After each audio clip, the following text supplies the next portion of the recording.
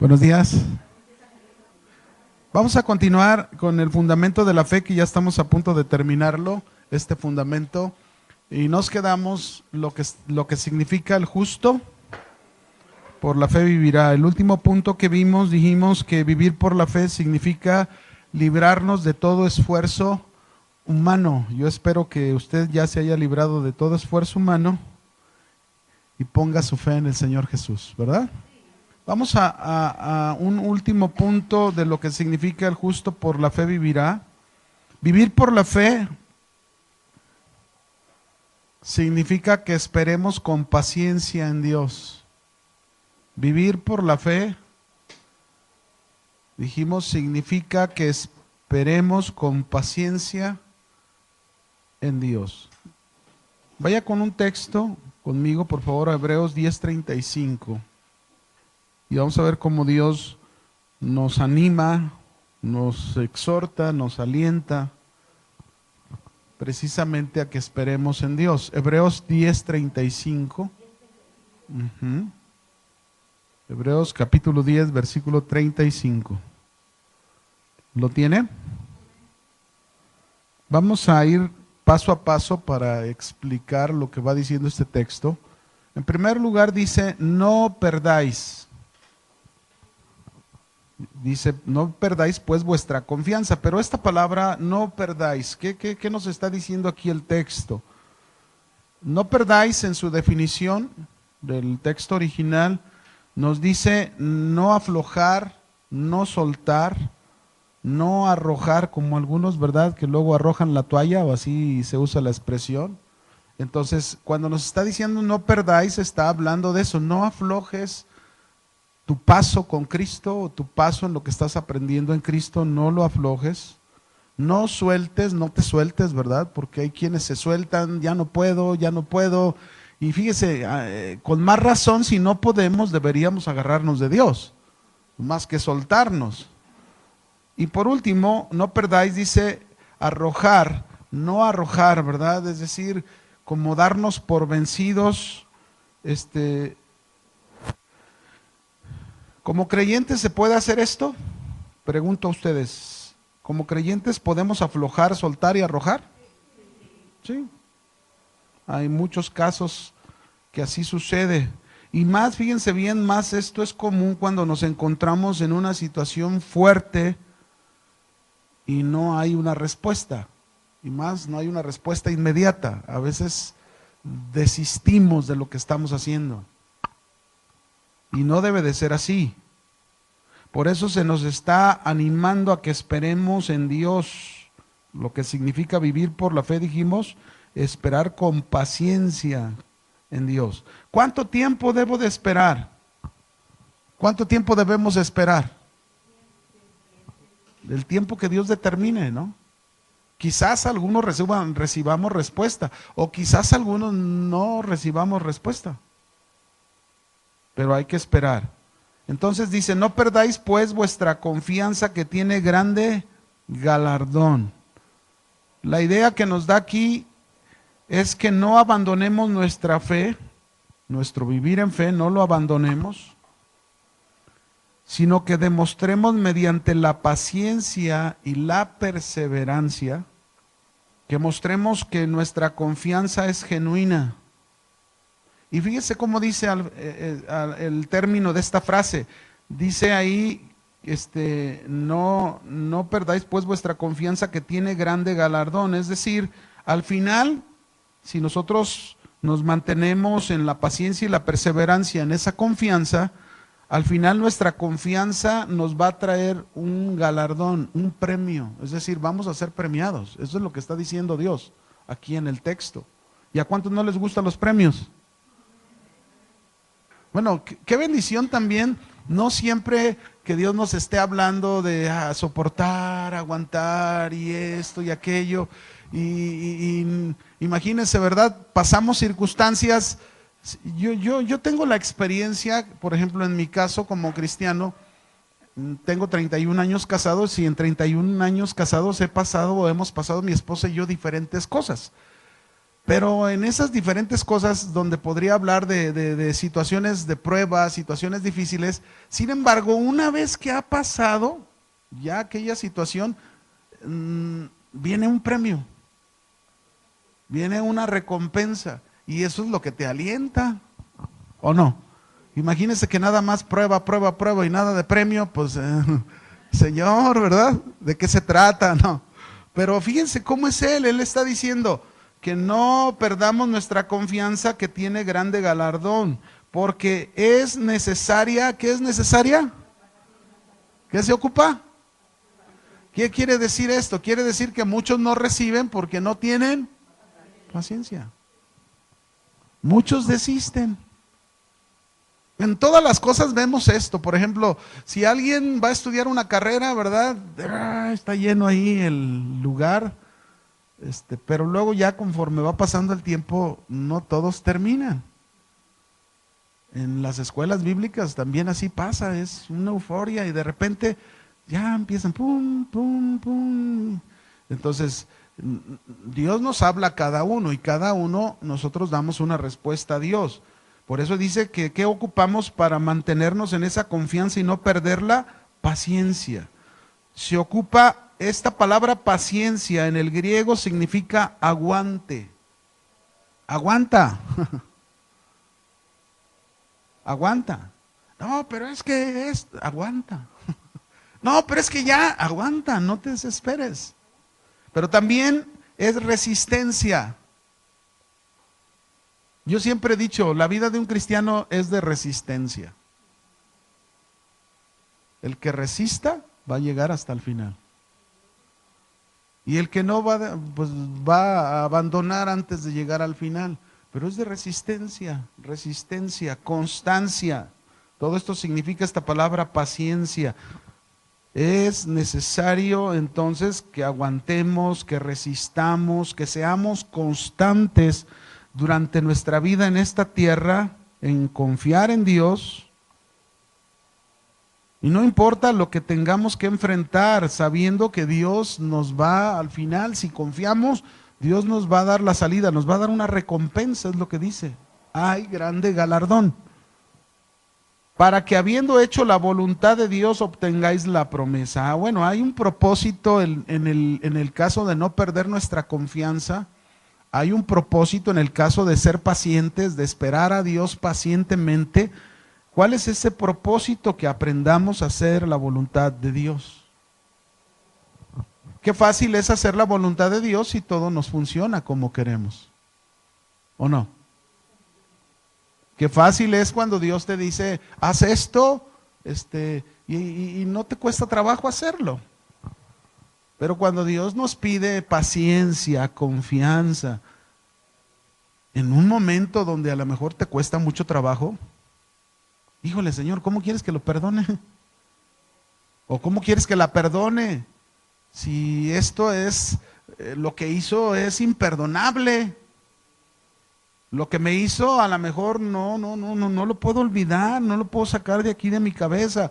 Pero entonces, si Dios te está diciendo que no pierdas tu confianza, si Dios te está diciendo que te hagas de la paciencia, de aguante, de resistencia, ¿qué es lo que Dios quiere entonces de ti? Que hagas su voluntad. Sea lo que sea, que hagas la voluntad de Dios. Ese es el deseo de Dios. Pero ese hacer la voluntad de Dios precisamente es con paciencia. Dice, porque aún un poquito, el verso 37, y el que ha de venir vendrá, no tardará. Esto me habla de que va a llegar su momento en que cada uno de nosotros, mis hermanos, vamos a darle cuentas a Dios.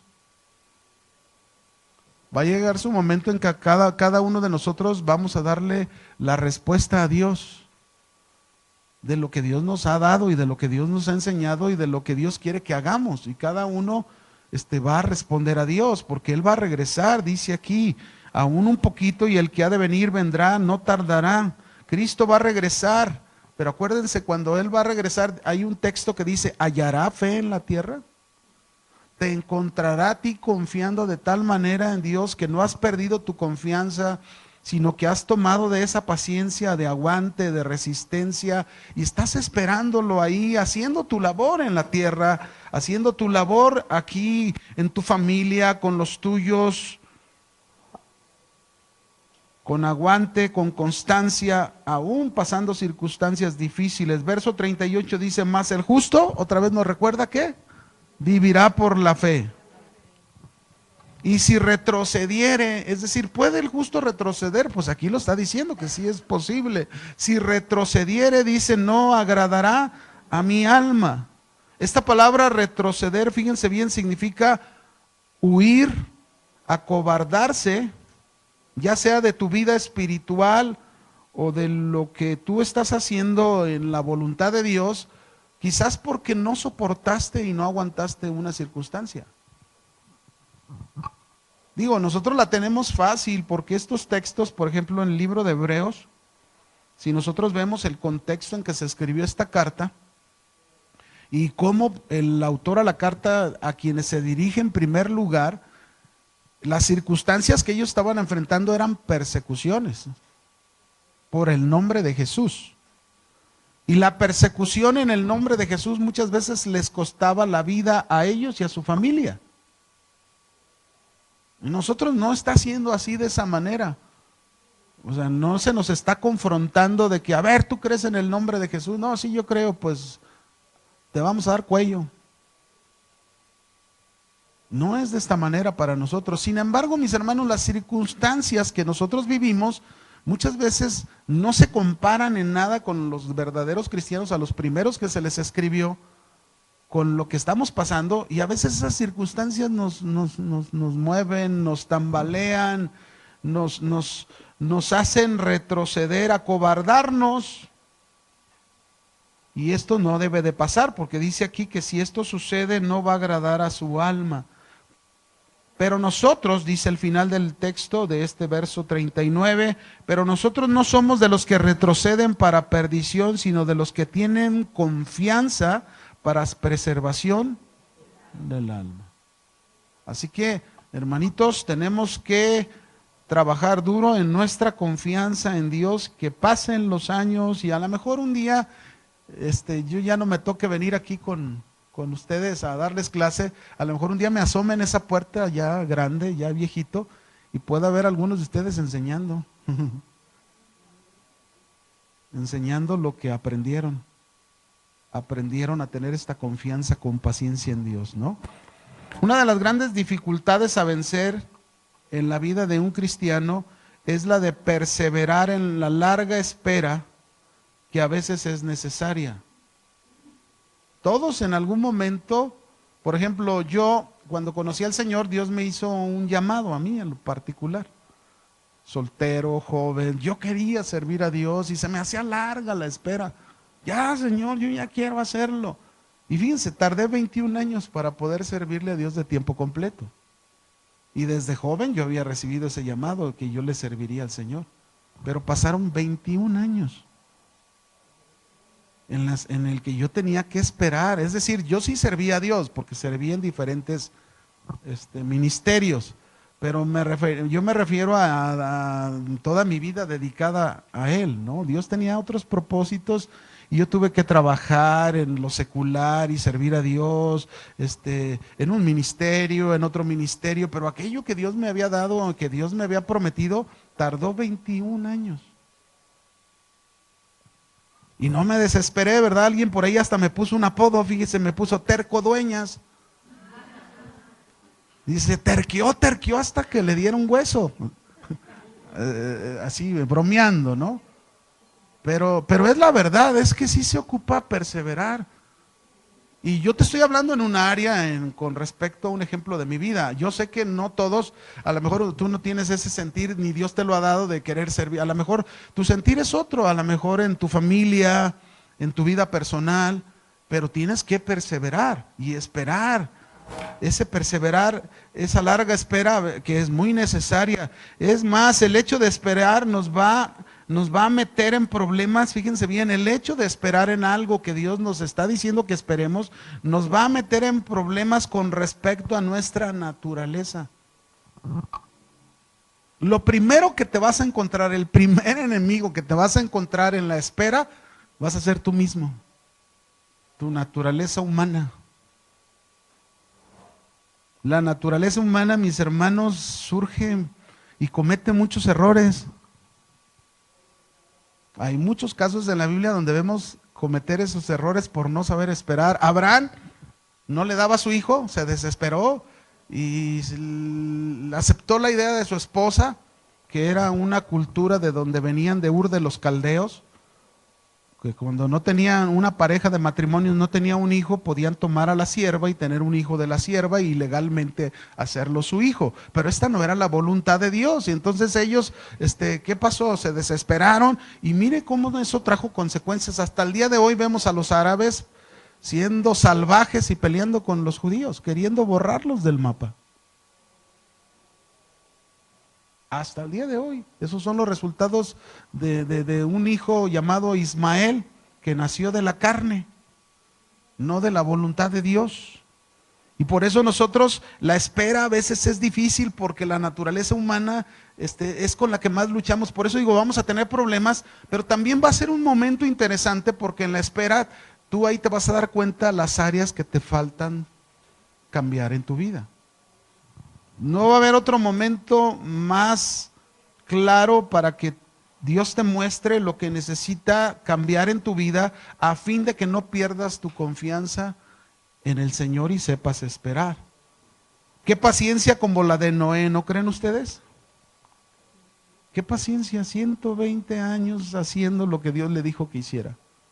120 años, toda una vida. Ya quisiera yo llegar a 120. O cada uno de nosotros, ¿no? ¿No le gustaría llegar a 120 años y bien coherente, bien, ¿verdad? Viejito, pero con vida, con vigor, ¿o no? No le hace, no importa.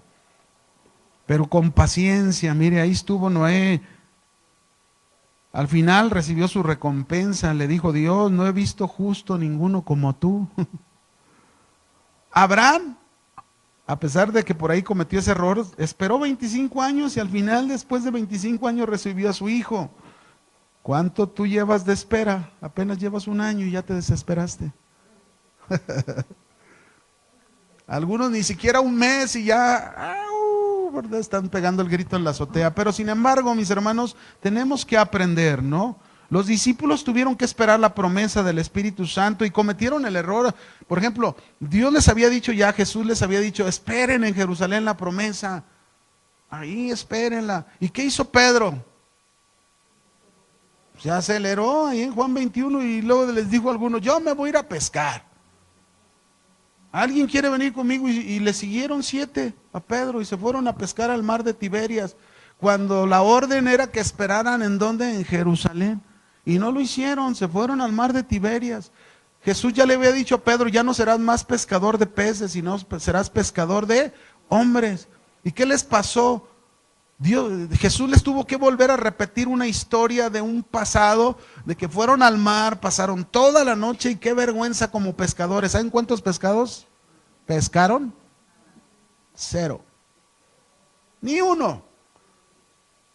Y dice que en ese momento, por tercera vez, ya Jesús resucitado se les apareció. Y entonces se les aparece y luego de lejos todavía ni lo reconocen y les dice, hey, echen la red a su mano derecha. Lo mismo que la primera vez que Pedro conoció al Señor.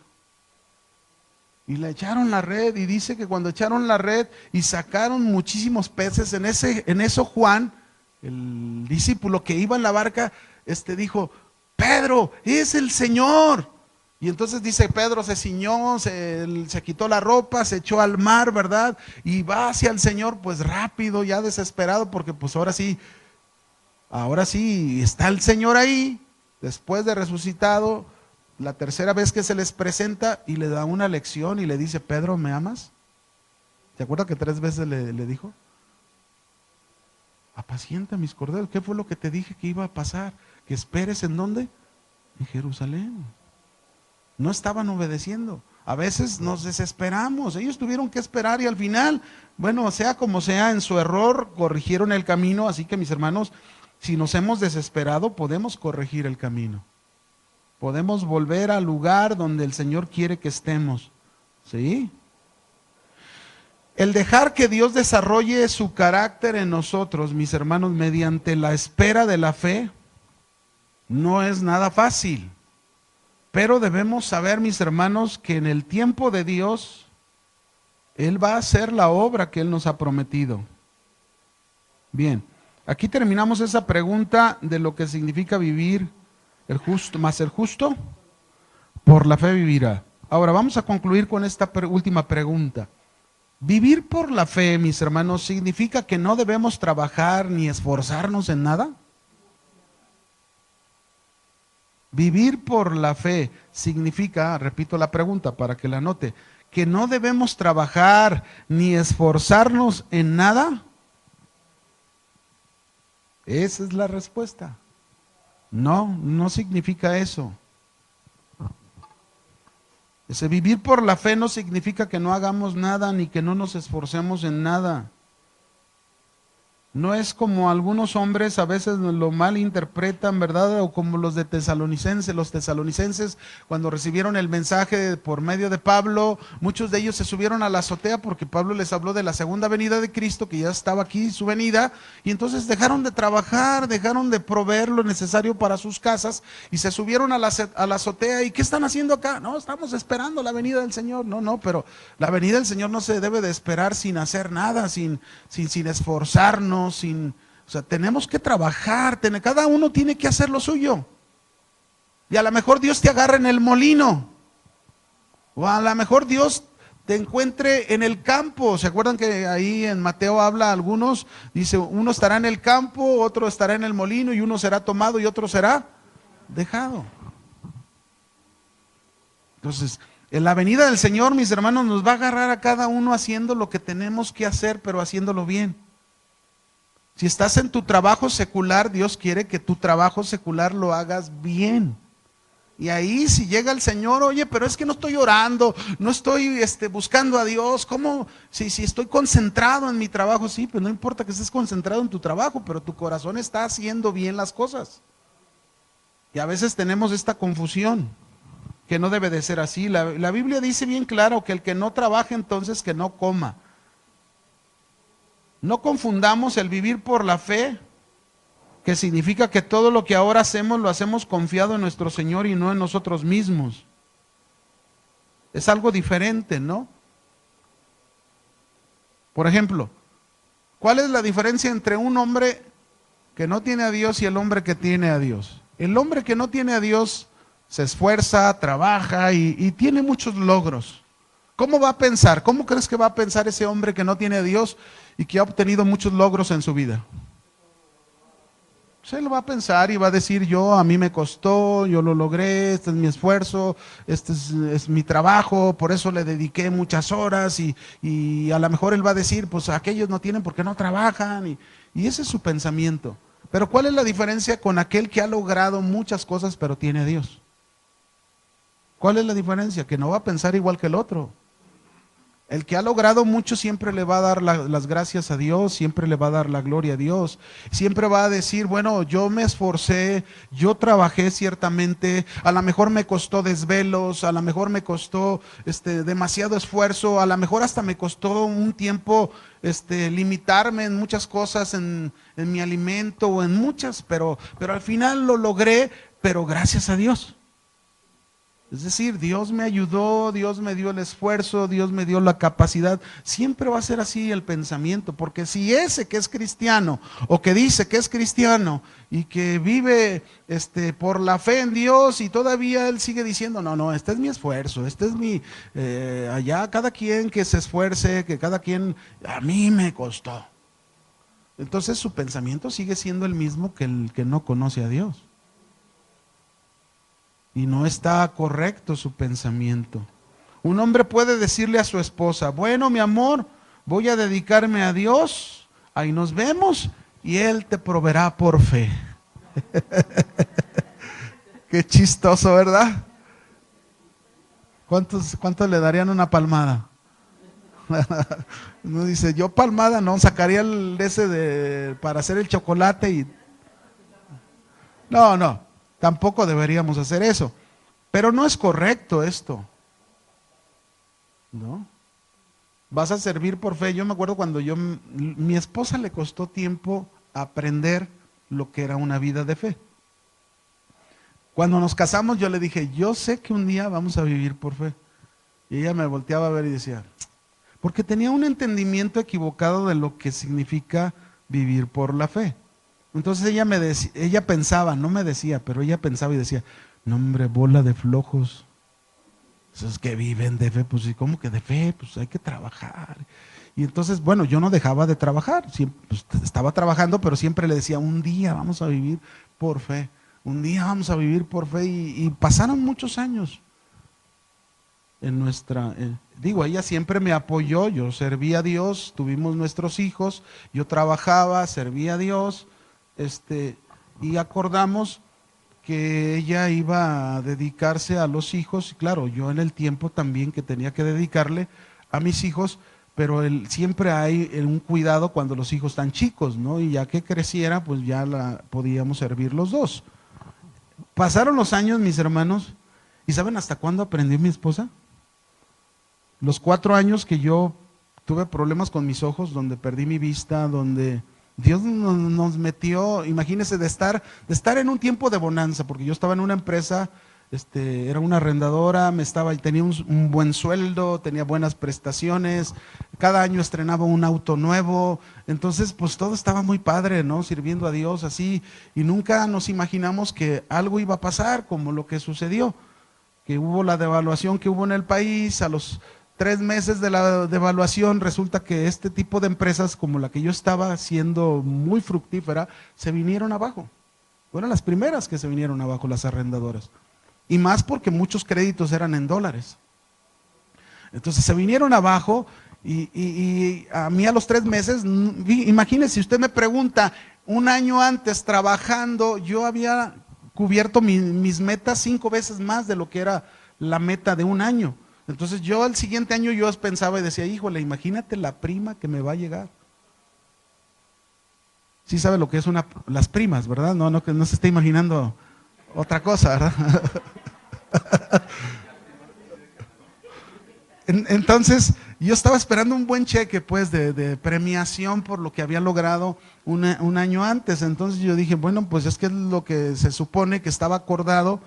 Si tú cubrías tus metas y las rebasabas, pues había una bonificación por haber logrado eso. Entonces yo estaba en la espera de que iba a llegar pues una buena cantidad de dinero, y en lugar de llegar esa buena cantidad de dinero, llegó 3 meses un papel donde se me estaba diciendo adiós.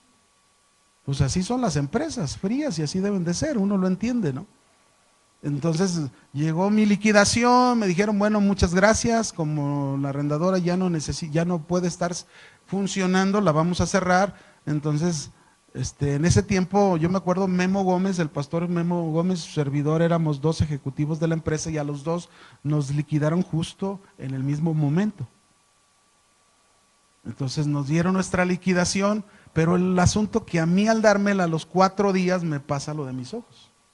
Quizás la presión de todas las cosas, ¿no? Porque pues acababa de comprar mi casa, mis hijos chicos estudiando, entonces vino esta explosión, pasó, pero durante esos 4 años, Dios obrando en la vida de mi esposa y en la mía también, claro, pero yo hablo por este punto de la fe, ¿no? Donde ella pensaba equivocadamente. Entonces 4 años fue un curso intensivo para mi esposa, porque ella vivió la experiencia, fíjense bien, hasta pues ustedes saben, como mujeres, todo lo que se ocupa, ¿no? Crema de día, crema de noche, crema de mediodía, hay que irse a estirar la piel y que le hagan no sé qué tantas cosas. Yo no sé cuántas cosas hacen las mujeres, ¿no? Pero está bien, es bueno que lo haga. Pero en todo ese tiempo, todo lo que ella ocupó, todo lo que ella necesitó, así sea un labial, fíjese bien, ella vivió la experiencia de pedirlo a Dios y Dios proveerlo. ¿Qué estaba haciendo Dios? Preparándonos para lo que ahora sí venía el tiempo de llamarnos y saberle dar a Dios una respuesta por fe. Cuando pasó ese tiempo ella preparada y vino el llamado de Dios, yo lo he dicho, mis hermanos, cómo se ocupa fe. Cuando empezamos a servir a Dios de tiempo completo, fíjese cómo se dio. Yo ya había operado mi primer ojo con el que podía ver. Entonces ya podía trabajar y empecé a meter mis currículum. Entonces se me abrió en ese tiempo un banco llamado Bansi, aquí en Guadalajara, comenzaba a abrir sus puertas. Y justo el día que me aceptan para entrar ahí a trabajar, se me hace un llamado para servir a Dios, de tiempo completo. Entre el sueldo del banco, el banco a mí me ofrecía 12,000 pesos al mes. Y servir a Dios yo iba a tener 2,000 pesos al mes. Entonces cuando a mí se me hace el llamado, no era aquí, yo iba a ir a un pueblo a servir. Entonces yo fui con mi esposa, déjenme consultarlo con mi esposa para dar una respuesta. Y fui y le dije, mira mi amor, aquí está lo de que el banco nos ofrece y aquí está el servir a Dios.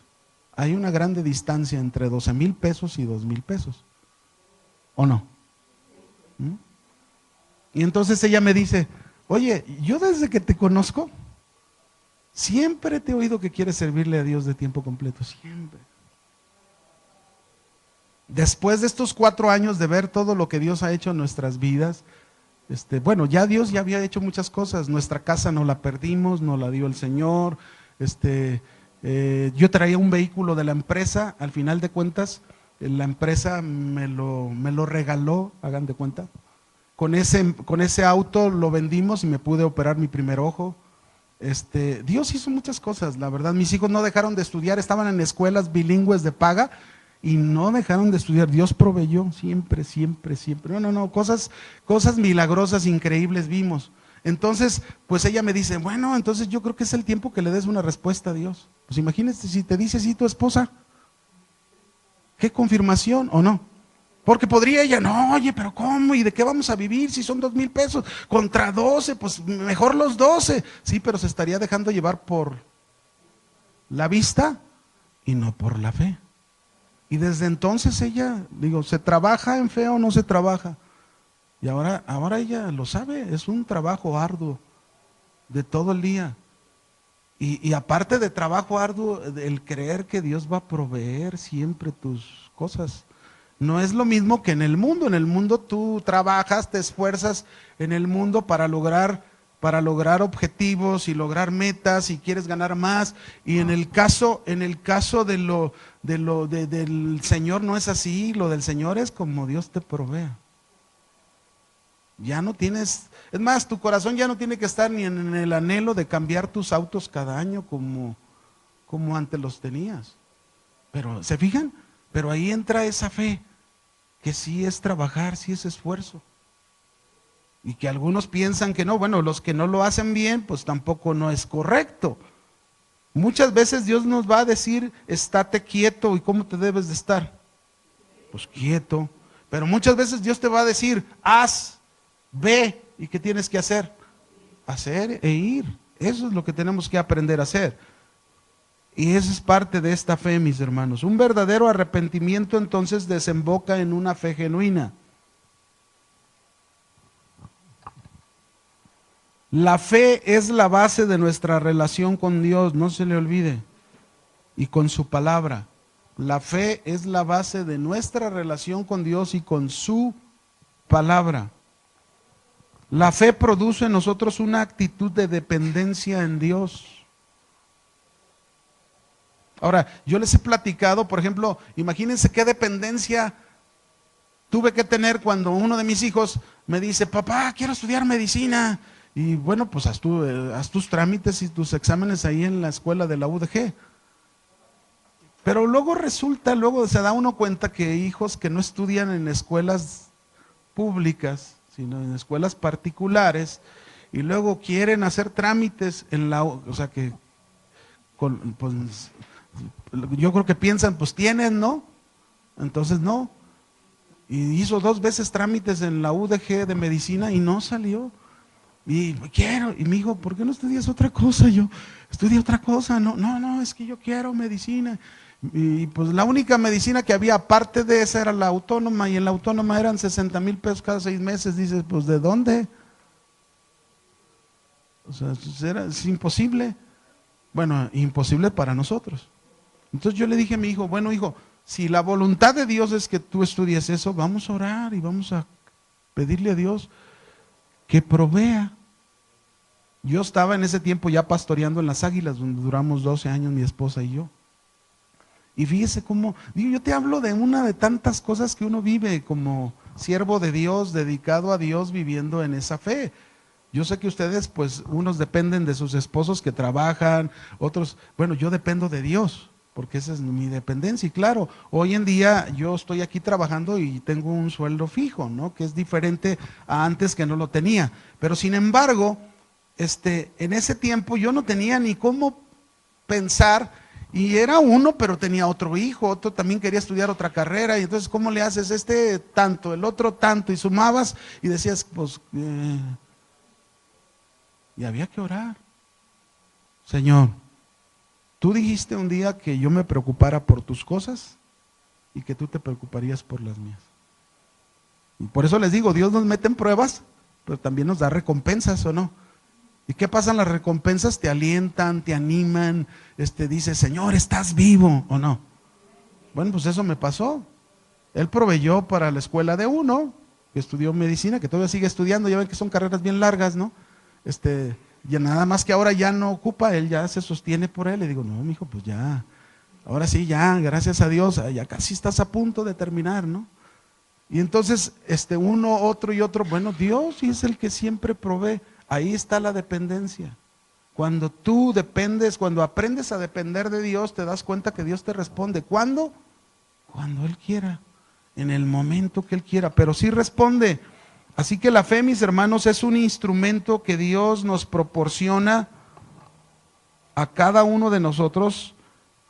Esta fe es un fundamento básico e importante para nuestra vida cristiana. Amén.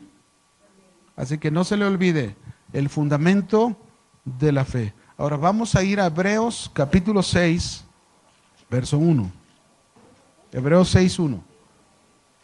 Vamos a ir al texto base de donde sacamos los fundamentos para continuar con el que sigue, ¿no? Por tanto, dice, dejando ya los rudimentos de la doctrina de Cristo, vamos adelante a la perfección, no echando otra vez el fundamento del arrepentimiento, de las obras muertas, de la fe en Dios, de la doctrina de los bautismos, de la imposición de las manos, de la resurrección de los muertos y del juicio eterno. ¿Cuál sigue después de la fe? Ahí en su Biblia. ¿Cuál sigue después de la fe? ¿Qué dice? La doctrina de los bautismos. Este es el cuarto fundamento con el que vamos a comenzar. Lo que nos alcance en estos minutos que nos quedan es la doctrina de los bautismos, perdón. En la Biblia, fíjense bien, en la Biblia encontramos diferentes tipos de bautismos, pero nosotros nos vamos a enfocar principalmente en dos bautismos importantes que son los que tienen más relación con los fundamentos que estamos hablando. Cuando hablamos de diferentes fundamentos, los que ya llevamos, no me estoy refiriendo a que cada uno es independiente, es decir, cada fundamento va ligado con otro. Hemos visto hasta aquí ya 3 fundamentos y este va a ser el cuarto. El primero, que los que han entrado ya ahorita y no les tocó, no se preocupen porque en el siguiente trimestre vamos a terminar llegando hasta donde comenzamos. Se supone que esta materia, como las demás materias, duran 2 trimestres y vemos la materia en 2 trimestres. Entonces, este es el fin. Ahora, hablamos del fundamento de la palabra en primer lugar, después el fundamento del arrepentimiento y hemos terminado el fundamento de la fe. Todo tiene una relación. Si no conocemos el fundamento de la palabra de Dios, ¿de dónde surge el arrepentimiento y de dónde surge la fe? Pues de la palabra. Cada fundamento lo entendemos por la palabra. Así que el fundamento de la doctrina de los bautismos tiene relación tanto con la palabra como con el arrepentimiento, como la fe en Dios. Ahora, el arrepentimiento cristiano,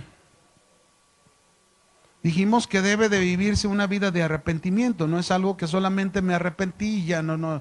Desde el momento en que tú te arrepientes hasta el día en que tú partas con el Señor, Él venga por ti, tú tienes que vivir esa vida de arrepentimiento, lo mismo una vida de fe.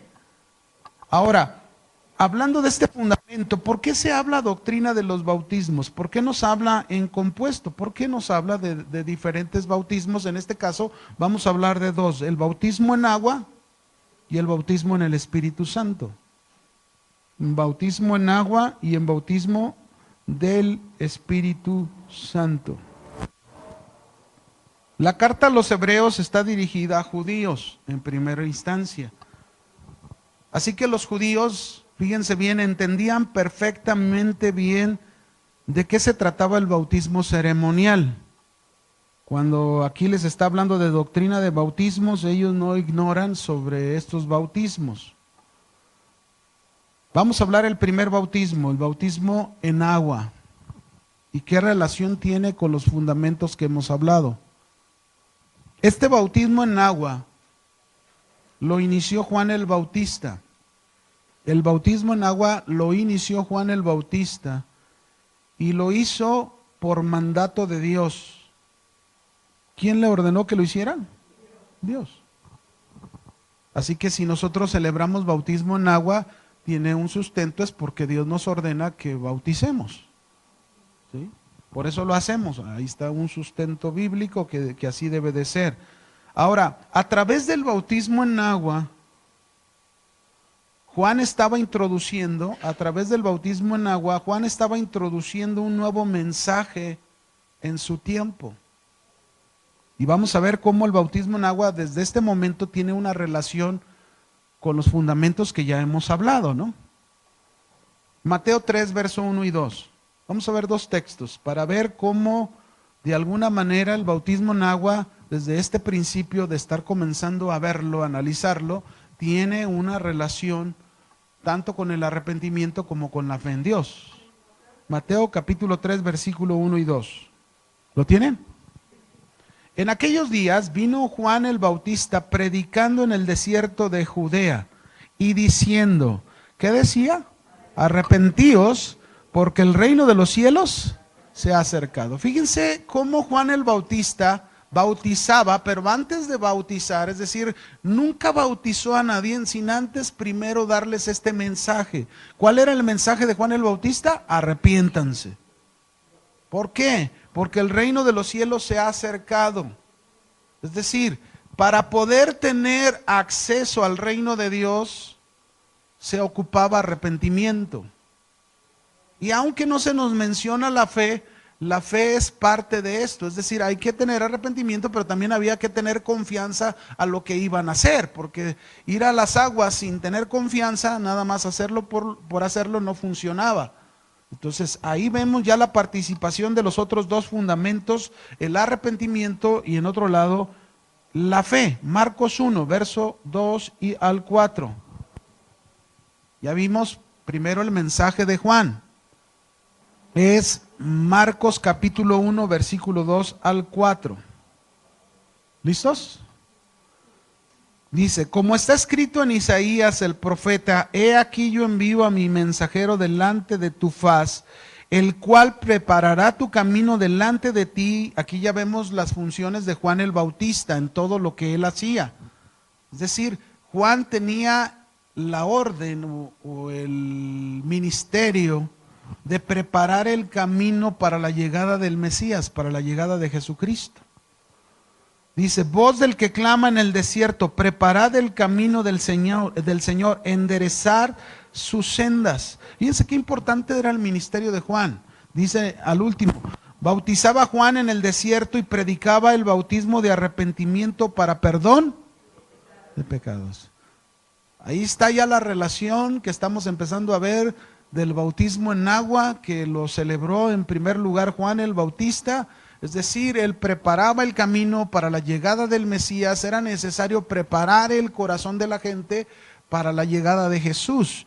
Es necesario que el corazón de nosotros sea preparado para la venida de Jesús a nuestro corazón. Y la manera en que lo vamos a preparar es enderezando nuestras sendas. ¿Cómo lo hacemos? Por medio del arrepentimiento, pero también por medio de nuestra fe en el Señor Jesús. Ahí está. Ahora, fíjense bien, habían pasado más de 400 años de silencio en Israel. Entre el libro de Malaquías y el libro de Mateos, o el inicio de la vida de Jesús, pasaron 400 años.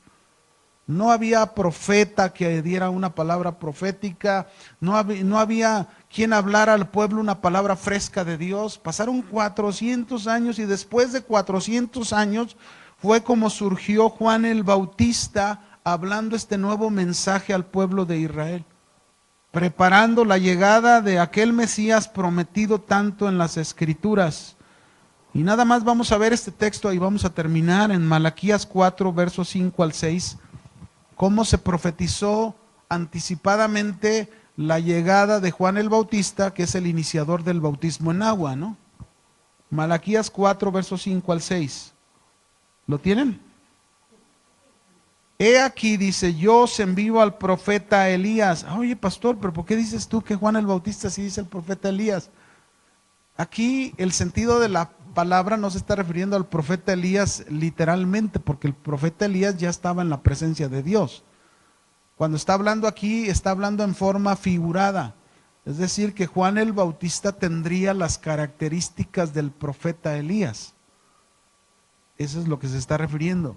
Antes que venga el día de Jehová grande y temible, y él hará volver el corazón de los padres hacia los hijos y el corazón de los hijos hacia los padres, no sea que yo venga y hiera la tierra con maldición. Esta fue la función que hizo Juan el Bautista al venir a bautizar en agua. Él estaba haciendo que se volvieran, es decir, los corazones de los hombres se volvieran en primer lugar a Dios, porque esa es la razón para volver el corazón de las relaciones entre padres e hijos y entre hijos y padres, que por causa del pecado había muchos problemas. Aquí está hablando de esta restauración que haría este profeta a través de predicar el bautismo en agua, que era el arrepentimiento para perdón de ¿qué? De pecados. Muy bien, pues aquí nos vamos a quedar, hermanos, en este inicio del bautismo en agua, y que Dios le bendiga. Ya estamos a unos cuantas semanas de terminar nuestro primer trimestre. Le felicito por llegar hasta el final. No le afloje, no se suelte, no se arroje, siga, amén, no suelte la toalla.